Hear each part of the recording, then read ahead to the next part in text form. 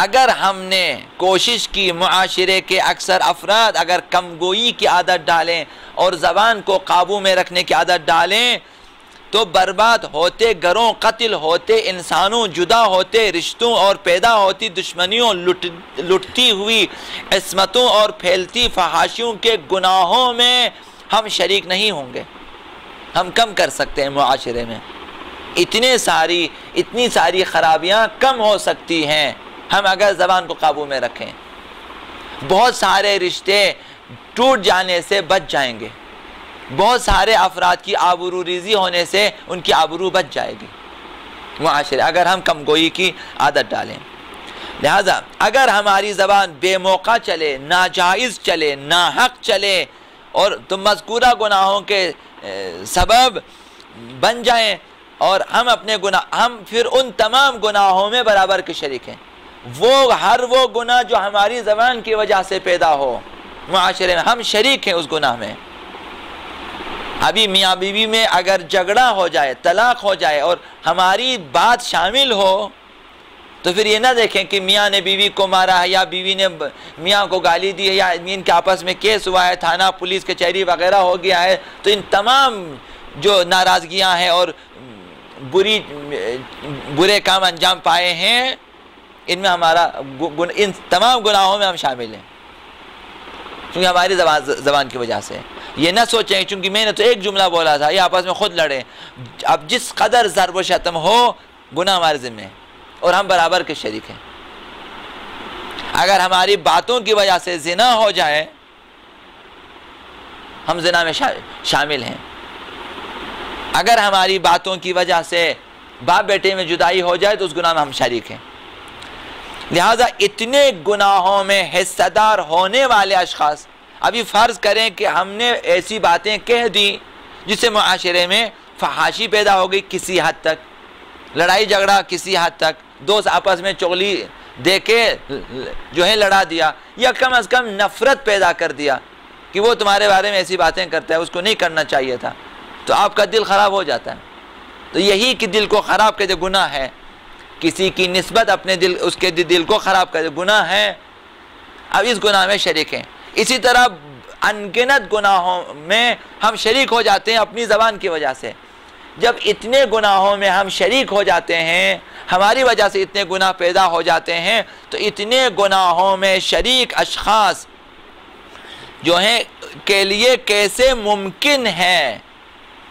کہ وہ منتظران آغا امام زمان علیہ السلام میں شامل ہو سکیں؟ کیسے ممکن ہے جس کی زبان قابو میں نہ ہو وہ مہدوی جوان بن جائے، وہ حسینی جوان بن جائے؟ اصحاب مہدی، منتظران امام زمان اور یاوران امام زمان، ان کے اوصاف تو کچھ اور ہوتے ہیں۔ ان کے اوصاف کو پڑھیں اور رمضان مبارک میں خود کو امام زمان تک پہنچانا چاہتے ہیں آپ تو کم از کم یہ کہ گناہوں کو اپنے اعضاء و جوارح سے ختم کر دیں۔ اصحاب مہدی کے بارے میں آیا ہے کہ لہم فی اللیل اصوات کاصوات الثواکل حزنا، اصحاب امام زمان ایسے ہوتے ہیں، یاران امام زمان ایسے ہوتے ہیں کہ رات کے اوقات میں ایسی فریادیں ان سے بلند ہوتی ہیں جیسے اس ماں کی فریاد بلند ہوتی ہے جس کا جوان بیٹا مر گیا ہو، وہ بھی خشیت الہی میں، خوف الہی میں۔ اصحاب امام زمان اس قسم کے ہوتے ہیں، قوام حزنا من خشیت اللہ، خوف الہی میں، خشیت الہی میں، عظمت الہیہ کے سامنے اصحاب امام زمان اس قسم کے ہوتے ہیں کہ وہ فریاد بلند کرتے ہیں خوف الہی میں جس طرح ایک جوان مردہ ماں کی فریاد بلند ہوتی ہے۔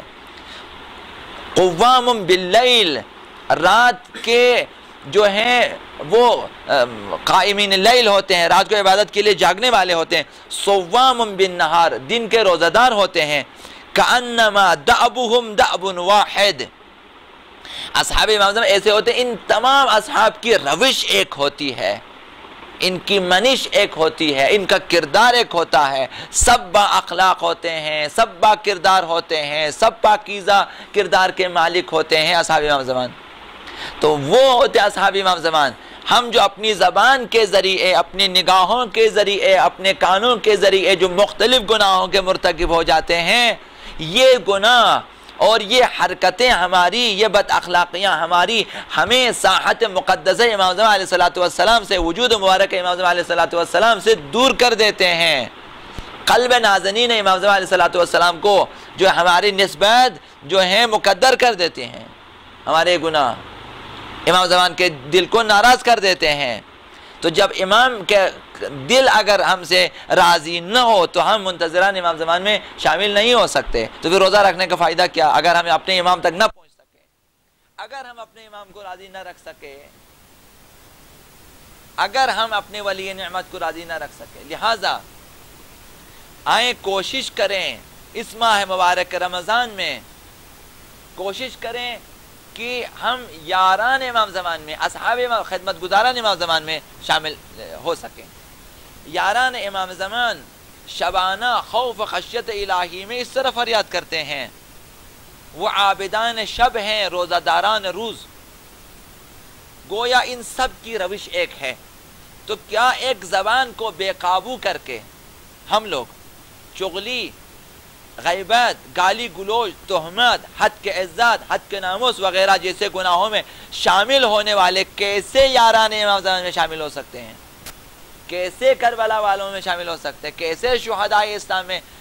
شامل ہو سکتے ہیں؟ کیسے ہم صدیقین میں شامل ہو سکتے ہیں؟ اصحاب امام زمان جنہیں سورہ ہود کی 8ویں آیت میں امت معدودہ کہا ہے، امت معدودہ، روایات اہل بیت میں ایک امت معدودہ سے مراد اصحاب امام زمان علیہ السلام ہے،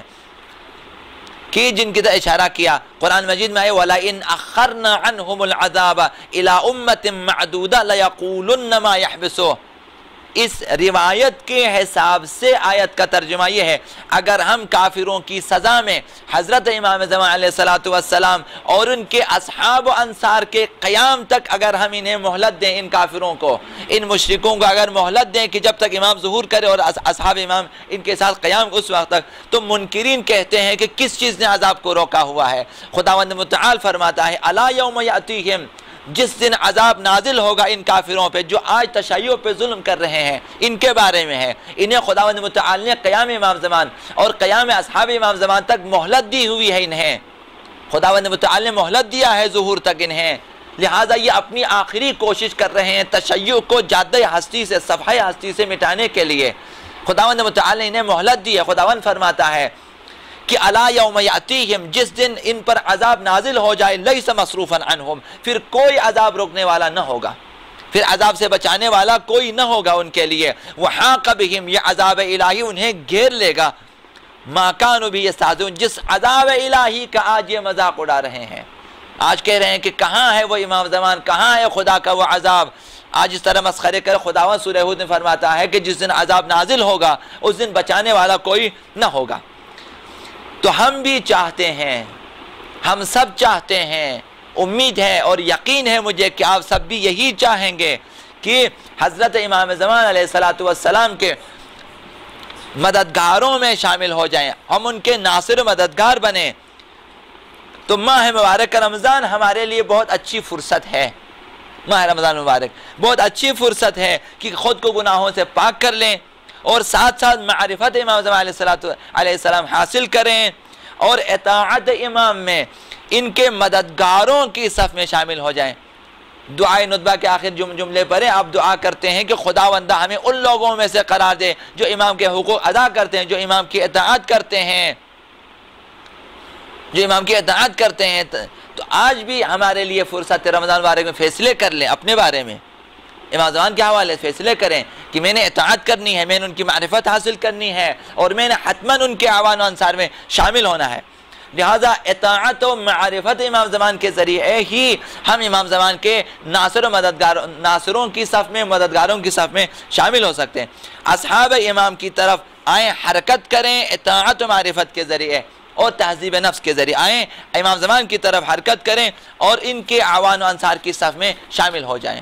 لہذا رمضان بہترین فرصت ہے، انشاءاللہ العزیز امید ہے کہ ہم سب تہذیب نفس کی کوشش کریں گے، معرفت امام زمان حاصل کرنے کی کوشش کریں گے اور رمضان کے راتوں اور دنوں اور ساعتوں کے ذریعے اپنی اصلاح کریں گے، چونکہ یہ ساعتیں بہت مبارک ساعتیں ہیں، ان میں انسان کے گناہ معاف ہو جاتے ہیں، تو نمازوں کے ذریعے، استغفار کے ذریعے، توبہ کے ذریعے، اعتکاف کے ذریعے، شب زندہ داری کے ذریعے، شبائے قدر کے ذریعے انشاءاللہ عزیز ہم سب کوشش کریں گے کہ اپنے آپ کو پاک کر دیں، صاف کر دیں اور اصحاب امام زمان میں شامل ہو جائیں۔